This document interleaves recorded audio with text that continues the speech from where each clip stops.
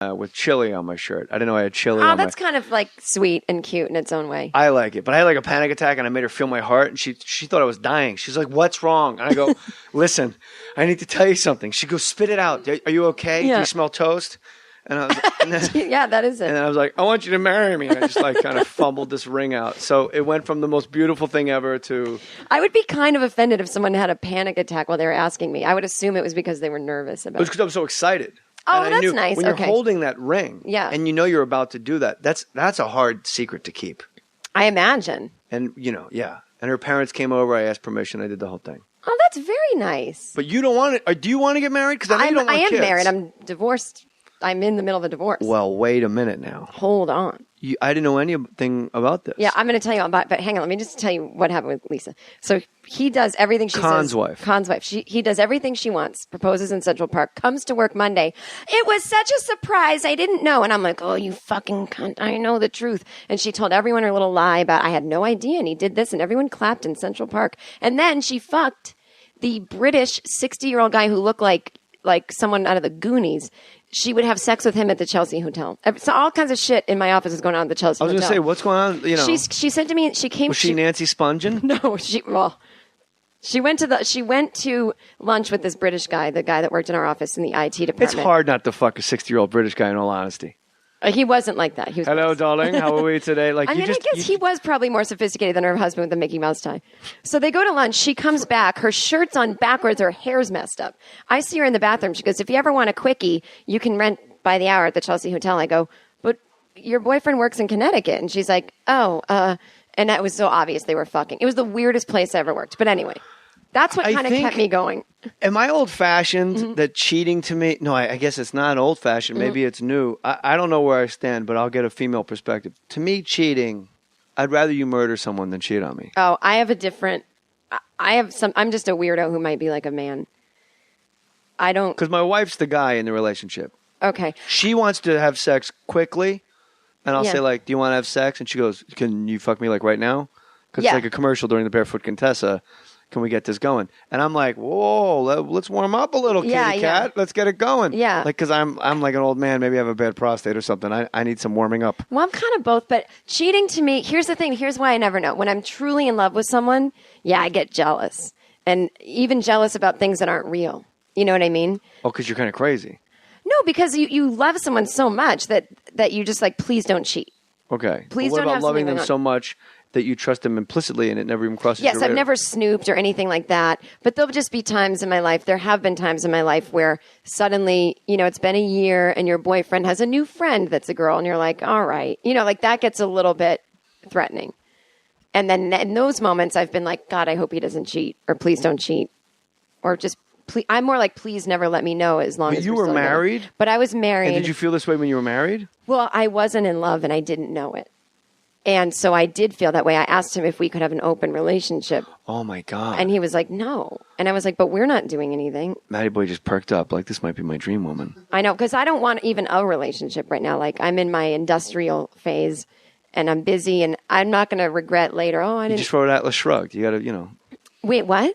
I never read it. See, I never did either. Smart. It's just a big, stupid industrial book. Oh, and people that read it are so fucking proud that they read it. I thought you meant this is something that happened in it. No, just people that read that book are like, they're only proud because they got through it. It's not like it's great. I'm sure it's not great.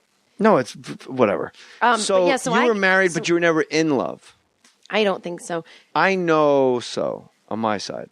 Did that happen to you, your first marriage? Yeah, my wife now is the first person I was ever in love with. Yeah.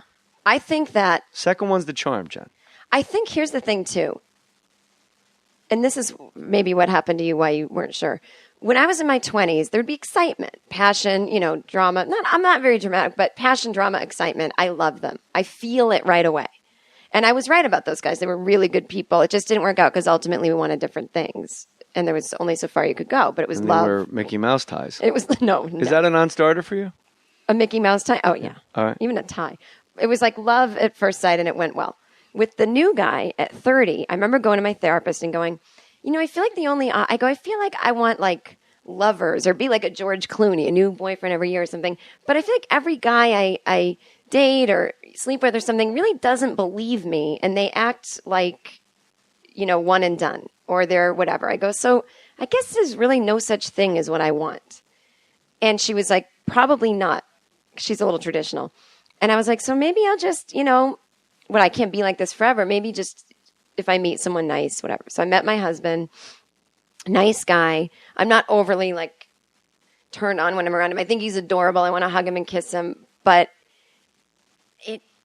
it didn't have that like passion. But I thought that was good. I thought that's real love. This is maturity. Yeah, you settle in. Settle in at 30. Like, let's settle down. Like, let's cut this off now. Yeah. And so we were together and we went through every phase. And I felt like I was kind of leading it. And I was What did he do for a living? He's an editor, but he was just getting started at the time. Editor of books? Editor of magazines? Oh, editor of, movies? Yeah, like TV shows, movies, whatever. So he was kind of starting. Yeah, he was kind of starting his own business. We met through the comedy world. And I was just, things weren't going well for me. So I remember thinking actively. Is it Aziz? No. Okay. I remember thinking actively, at least I'll have love. And at least, there's a shared income and life will be a little easier. Yeah. Like, I really was like, what am I going to do, this comedy thing? So I remember thinking that.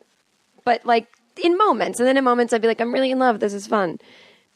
But I don't think I ever was. So we moved in together. Nothing felt joyous. The moving in together felt arduous. Felt like, okay, maybe once we move in together, then it'll feel good. And then I was like, this doesn't feel good. Okay, well, wait, let's keep going. Instead of let's back out. And everyone I talked to was like, that's how it feels. That's love. That's love. No, they're idiots. Don't listen to people. You're absolutely right. Everyone's assholes. Everyone, is that a sentence? Everyone's assholes, yep. Everything's assholes and everyone's assholes. I went to a psychiatrist who he talked me into getting married. Mine did too. I'm still with her. I shouldn't be, but. Huh? Mine did too. She was like, What did you say that you shouldn't be? I'm still with her. I shouldn't be, but she said, you have a commitment issue. I go, I don't think so. Like, in some ways, I don't. But here's the thing I didn't like about marriage. Everyone else's I have this new family. Everyone's in my business. They were way too involved in my life. Like, his mom was like going on the road and following you're the me. Sexy star lady. She was coming on the road with me. I was like, you cannot do this. Like, you have to. And I would say to him, you've got to divorce your mom. Where's his father? Well, his father passed away during our marriage. Oh, and then now it's your fault. Now you got to entertain the mom because the father's dead. Yeah, I mean, she was like that even before, but I was like, it just was not working out. And I knew on my wedding day, and I wanted to just scream at everyone, please. Like, I just got so far that, I mean, should have been so obvious. Like, I'd been off antidepressants for years. I had to go back on them the summer before my wedding. I mean, what? And my psychiatrist was like, do it. Like, she would say, like, do you ever just look at him and love him? And I would go, yeah. Sometimes I just sit there and go, oh, you're such a good person. But that's not love. I love that shrimp cocktail pretty. You're holding. Then it extends up the arm maybe to the person if they're holding something really nice. Like, no. But yeah, I swear, I went to a psychiatrist and he was highly recommended. And he said, JJ, you know what you got right here? You got Coca-Cola stock, 1955. The upside of this is off the charts. And I'm like, oh, okay. Because it feels like I don't want to do this at all. And he goes, you know why? Because I remember him saying, because you want to get pussy, right? But let me tell you something.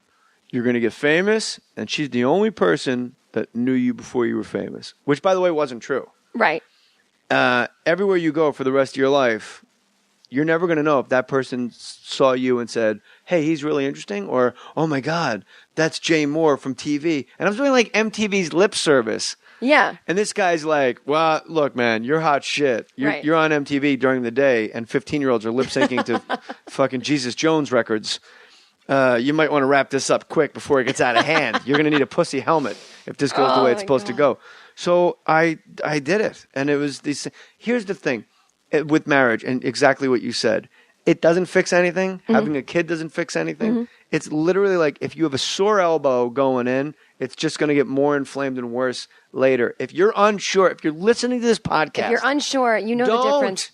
If you can say, okay, because the thing I said to her is when we were getting married, she was like, listen, it's the same kind of thing. Like, this person has always been there for you. They're always going to be there for you. That's what marriage is. It's hard. You don't know how many times I look at other guys and wish I could sleep with them. But I go, if you literally have lost your sex drive so completely and gained 40 pounds and now can't imagine sex with anybody, not even a movie star on a poster, like, I am shut down. And this was after I was married. And she was like, that's just what it is. You have to work on it. And I was like, I think I'm working way too hard. It shouldn't be work. It should be this like, just like you feel when you're 18. Oh my God, I'm giddy. I love you. Yeah. And then you're with them. And yes, times get tough. Oh, I didn't feel like dealing with this today, but I'm responsible for this person and they'll get my back later. You know, it's always uneven. Like sometimes you don't both go through when you hell played at once. tag as a kid. Yeah. The front steps were like base. Yeah. That person should be base.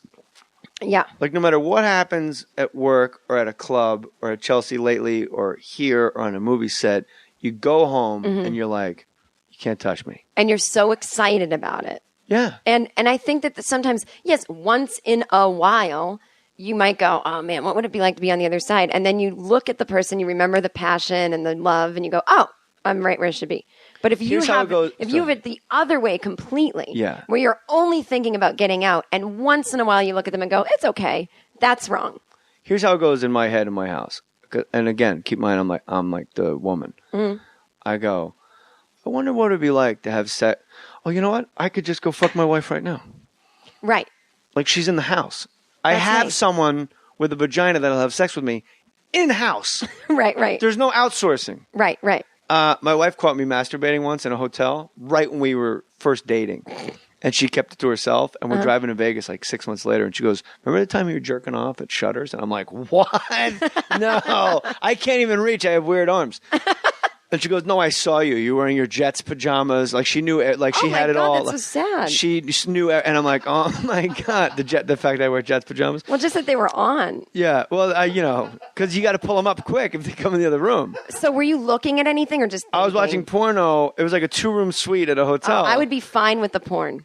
And she said to me, just so you're watching porno, and I tried to talk my way out. She goes, no, I saw you.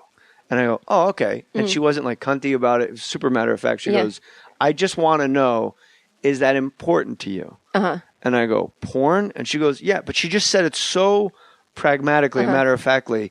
And it was like this just crossroads where I went, no. And she goes, oh, okay. Because I'm kind of a sure thing.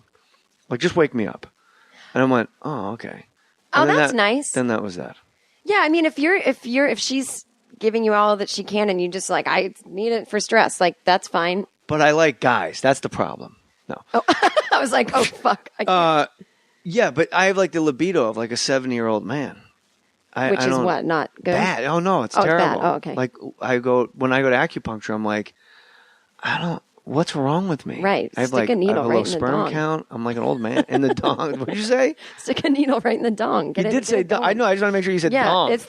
Yeah, we need to bring dong back. It's a Chinese term for a penis. It's in the dictionary. There's a picture of it, and it says dong. But I think that, like, my husband at the end, that's my doctor's name. I wouldn't catch him watching porn, but I'd turn on the TV the next day, and it would be like channel 1004,050,050, and I'm like, oh, this is the porn station. Titty co-eds. And I was so happy to find out that he had some sex drive, because I wasn't seeing it. But I said to him, if you're not approaching me, and you're only watching porn, that's the problem. You can watch it all day long. So are you divorced, or are you going through it? No, 2 years ago this week, I said, it's not working out. And he moved out, and then we said we're gonna, do it nicely. No, it never works. So everything, all the papers were signed last July. They've been sitting on someone's fucking desk in a courthouse downtown. If you're listening, sign my thing. So I'm just waiting for the official divorce. But I've been, on my own for 2 years. So the papers, separated. You got to make sure when the papers were signed because you don't want him getting that after lately money. All the money is settled, and that's. Oh, okay. He wouldn't want that money unless he wanted to go to a candy machine. 5 times. I mean, it's not a lot of money. Well, it depends on how much he likes candy. But I think, all the money stuff was settled. There was a split of money. I got to tell you, Jen, the book on you, I've never heard anybody say you're not funny. You're super funny. You're a great writer. But then when I hear you on, the Crab Feast, you talk about being such an outcast. I don't understand the person here, that I'm looking at. I don't know how you are an outsider. You seem to be right in the wheelhouse of...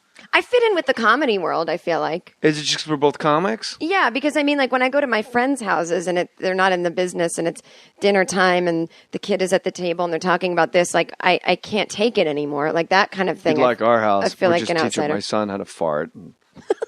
That might be. I don't want him to smell it, but like weird things like that. Or if I say, "Hey, I'm going to Paris," people feel bad for me because I took a girlfriend instead of like when with a guy or something. Like in that way, I feel like an outsider. I feel like I do things that seem totally normal. But as a kid, like the story, like you were